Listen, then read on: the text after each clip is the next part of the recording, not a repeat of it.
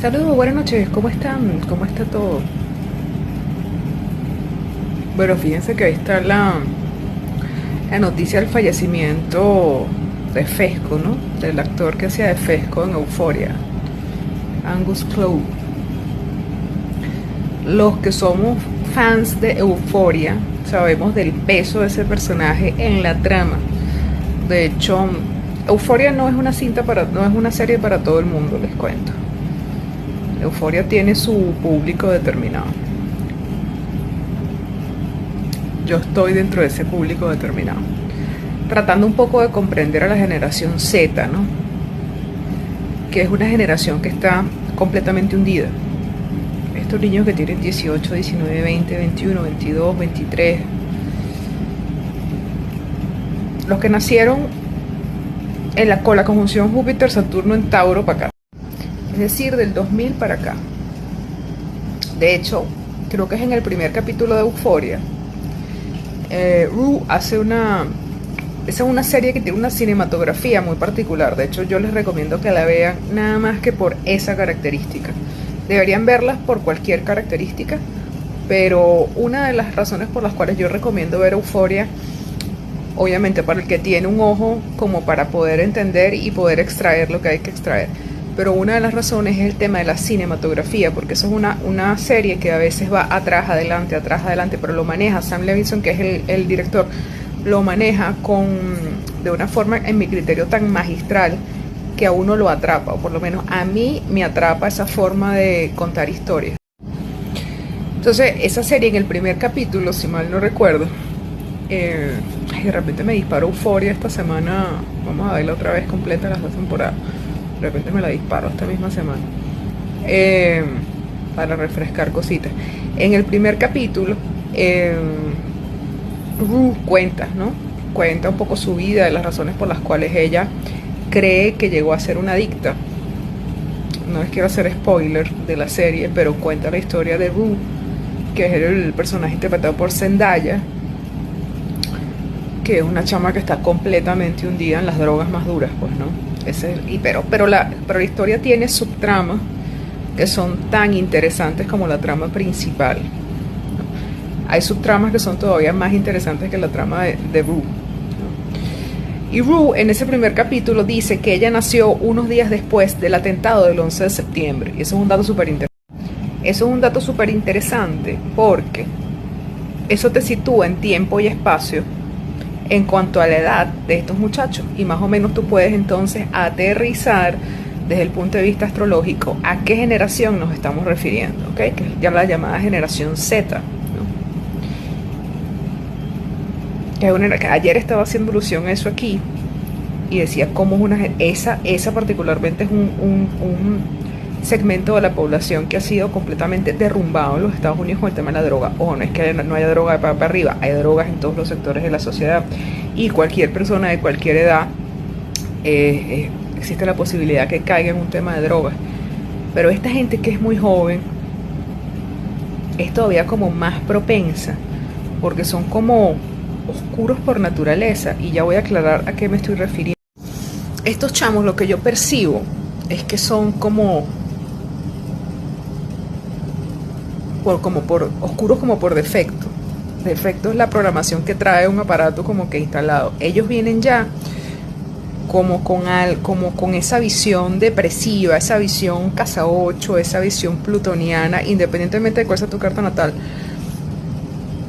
Esa visión como de sombra la tienen como instalada por defecto, independientemente del estrato sociocultural en el que vivan, de la nacionalidad que tengan, de la raza a la cual pertenezcan. Eso es como lo que tienen en la cabeza, preinstalado.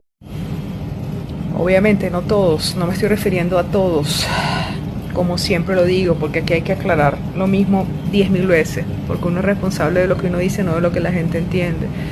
Me estoy refiriendo de manera estadísticamente representativa. Siempre digo lo mismo, nunca hay aseveraciones absolutas ni verdades absolutas. Hay aproximaciones cualitativas y cuantitativas a cualquier situación que uno quiera analizar, ¿ok? Entonces, volviendo a Euphoria. Fesco era el dealer de, bueno, uno de los dealers de Rue. Y era como un dilema, ¿no? Porque llega un momento en que Rue, dentro de su locura habitual, ¿no? De su proceso de autodestrucción normal de día a día, se le ocurre que ella se va a poner a vender. No solamente a consumir, sino a vender. Y entonces intenta llegar como a un acuerdo con Fesco, pues, ¿no? Y Fesco más bien es la que lo hace desistir de la idea y además más bien la comienza a proteger porque ella ve algo, él ve algo diferente en Rue, ¿no? Saben que lo que Rue necesita es contención emocional, pero a su vez cuando uno analiza la familia de la cual viene Rue, ¿no? Tú dices, en efecto, ella comienza echando su cuento de que su papá se murió y ella era muy pegada con su papá, y de hecho ahí cuando estaba tratando de salir de la depresión de la muerte del papá es cuando se pegó con las primeras sustancias. O sea que aquí en Instagram hay palabras que uno no puede decir o tiene que tener cuidado en qué contexto las dice. Y bueno, ella cuenta su experiencia, cuenta cómo llegó al tema de la adicción. Pero cuando tú ves a la familia de Rue, en efecto hay ausencia de padre, porque el padre falleció. Pero la mamá y la hermana parecen ser unas personas que contienen bastante bien a Rue dentro de todo, más bien están súper preocupadas por la muchacha. Entonces es cuando tú le preguntas, ¿qué es lo que están sacando estos muchachos? ¿Qué es lo que esto? Ojo, Euphoria es una serie novelada, pero que muestra la realidad, en este caso la sociedad norteamericana. ¿Qué es lo que están sacando estos muchachos? ¿Qué es lo que están sacando?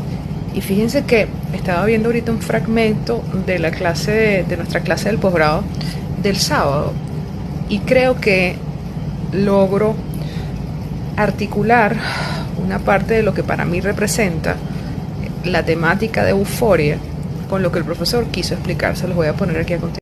Eso por un lado. Segundo, bienvenido sea esto que están haciendo en Instagram y demás de generar seres de luz. Bienvenido sea porque vendrán seres de oscuridad. Y los seres de oscuridad no son malos, son compensatorios. Así que voilá a la polarización. Solo hay que esperar el péndulo, porque eso se va a dar. Es inevitable. Es inevitable. Los grandes seres de luz van a traer grandes seres de oscuridad. Los grandes parcializadores van a traer equilibrio. No nos peleemos contra eso. Que sea, y preparémonos para lo que vendrá. Porque lo que hoy parece un impulso irrefrenable no es más que los ecos de lo que va a venir, que será su compensación. Solo podemos prepararnos sin estar en ninguno de los extremos, ni combatiéndolos, ni fomentándolos. En el medio, para que la ola nos levante pero no nos arrastre. La ola va a arreciar y va a limpiar. No somos nosotros los justicieros. Es el equilibrio. Inevitablemente estas personas que parecen ser los portavoces de lo que socialmente se desea, tendrán el destino que solamente el equilibrio depara para cada cual. Entonces, no es una justicia divina, no es que es justo que la luna se imponga al sol, es la naturaleza. Va a suceder, es inevitable. Nosotros lo que podemos es integrarnos para evitar fandom de sol o de la luna y ser observadores del equilibrio de eso que va a suceder. Hay una cultura que describe Jung en Recuerdos, Sueños, Pensamientos, donde dice, esta cultura creía que el sol aparecía porque ellos bailaban.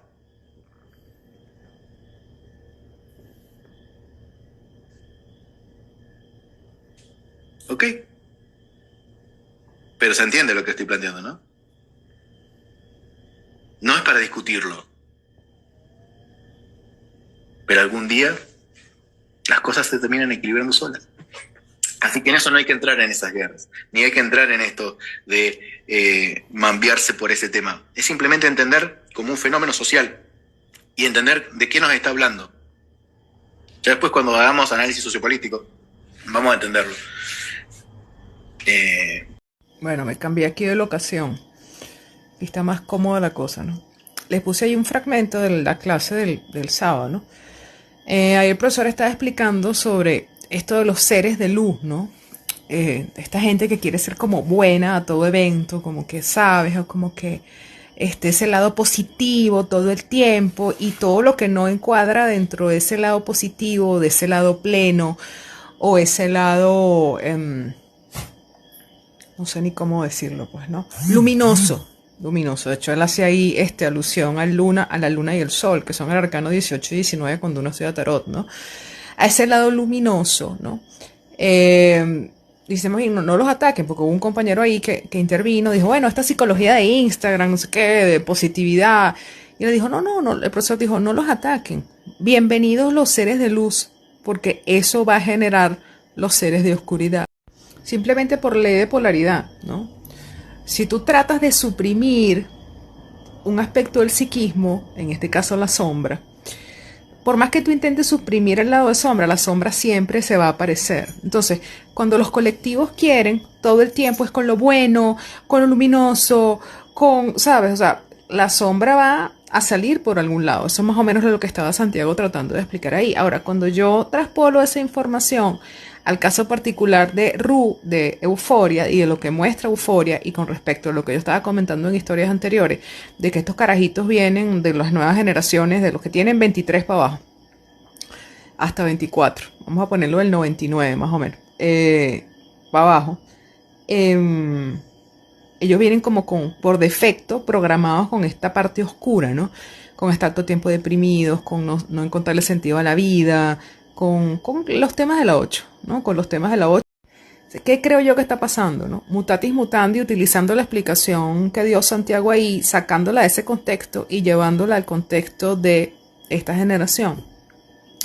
Yo creo que estos chamos, la llamada generación Z, simplemente lo que están es sacando la sombra de sus grupos familiares. Independientemente de la carta natal que tengan. Independientemente de la carta natal que tengan, están sacando los aspectos de sombra, los aspectos reprimidos de ese árbol, los aspectos negados de ese árbol, los aspectos de sombra de su familia los están sacando. ¿Y por qué yo llego a esa conclusión? No solamente me baso en Euforia y en la historia de Ru, sino fíjense lo que está pasando con Fesco, ¿no? Con Angus Cloud, con el actor, que era actor de la serie, ¿no? No han dicho cuál es la causa de muerte, no han dicho cuál es la causa de muerte. Sé que murió el papá del muchacho la semana pasada y él había hablado públicamente de sus problemas de salud mental o de estabilidad emocional y mental. Entonces, bueno, no hay que... O sea, lo que tienes es que atar el punto A con el punto B, independientemente de cuál fue la causa de fallecimiento del muchacho, ¿no? No me estoy refiriendo ni siquiera a la serie, no me estoy ni siquiera refiriendo a Fesco. Es que he tenido oportunidad de conversar con personas de esta generación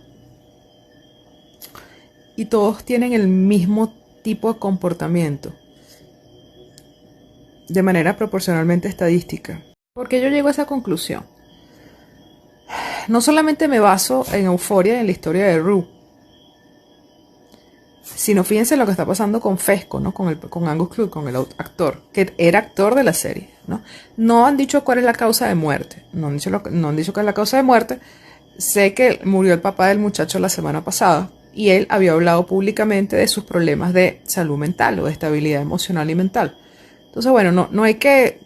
O sea, lo que tienes es que atar el punto A con el punto B, independientemente de cuál fue la causa de fallecimiento del muchacho, ¿no? No me estoy refiriendo ni siquiera a la serie, no me estoy ni siquiera refiriendo a Fesco. Es que he tenido oportunidad de conversar con personas de esta generación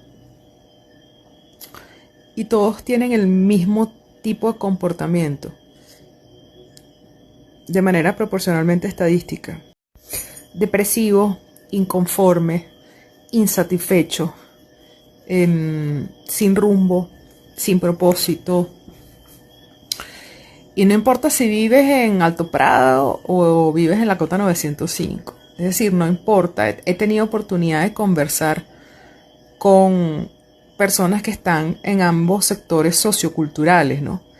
Y de valorarlo con gente que está en Venezuela o que está en otro país, ¿no? Es una energía que es colectiva. En estos días estaba revisando la carta de una persona, la estaba viendo, estábamos conversando y la vi muy superficialmente en el teléfono de esta persona. Y esta persona me decía que tiene una hermana que tiene 19 años y lo mismo, que la muchacha se corta, que la muchacha dice que se quiere morir. Una cosa complicada. Total que en cuestión de menos de un año yo he tenido oportunidad de hablar con personas de esta edad o de tener conocimiento de situaciones de personas de estas edades de diferentes tipos de estratos socioeconómicos. E independientemente de cuáles son las realidades de estas personas y la carta natal que puedan tener, todos están deprimidos, inconformes, insatisfechos, no le ven propósito a la vida. Eso a su vez los hace más propensos todavía a caer en adicciones y todos tienen pensamientos que los pueden llevar eventualmente a atentar contra su vida. Es un patrón que sistemáticamente estoy viendo que se repite. ¿Qué es lo que yo observo? ¿Cuál es la explicación que yo le doy? Y voy a conversar esto, lo voy a hablar con el profesor en el posgrado y lo voy a conversar con otras personas. A ver qué opinión me dan. Yo lo que creo es que estos muchachos lo que están es sacando la sombra de las familias a las cuales pertenecen.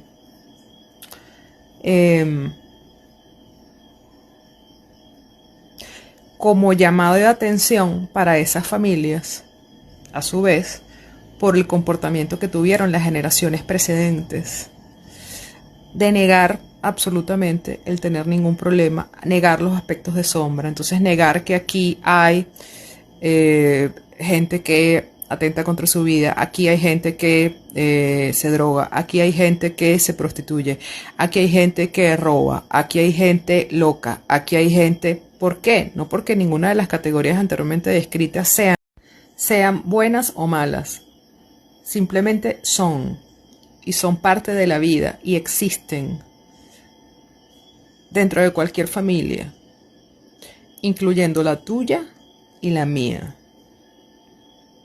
porque son cosas simplemente arquetípicas y rodean y rodearán a las sociedades, pero es la negación de esas características por ser consideradas malas las que terminan saliendo en alguna persona de las familias, pero lo que yo estoy viendo en generaciones anteriores. Entonces era el chivo expiatorio. Usted es el malo, el loco, el malvado, esto, para allá, ladrón, consume droga, etcétera, etcétera. Ahora lo que estoy viendo es que así como antes existían los chivos expiatorios en la familia, ahora como que los chivos expiatorios autoimpuestos de la sociedad son los muchachitos estos. Y ellos solitos están como montándose encima todo el árbol familiar. Un poco tratando de hacer un llamado de atención, ¿no? ¿Hasta cuándo vamos a negar que esto está aquí? ¿Hasta cuándo vamos a negar que esto ocurre? ¿Hasta cuándo vamos a fingir que somos felices, que somos buenas personas, que somos... Es un poco como yo lo veo. Es un poco como yo lo veo. Porque si no pasaran, o sea, están pasando, antes tú no veías que en otros grupos, en otras generaciones, una generación en particular sacara como todas las sombras del árbol. Pero ahora de manera recurrente, los muchachos que están en esta franja de edad, los que nacieron del 2000 para adelante, del 90, ojo, siempre puede haber un poco para arriba, un poco para abajo, del 98, 99 para adelante, hasta la pandemia, prácticamente hasta el 2019-2020, están sacando por defecto, es decir, por instalación, por preinstalación en el sistema, en el DNA mental, emocional, cerebral de estos muchachos, la sombra de la familia. Es lo que yo puedo observar. ¿A qué nos debería llevar esto? Nos debería llevar a que las familias se revisaran, se revisara. Porque ¿por qué yo tengo esa hija? ¿Por qué yo tengo ese hijo?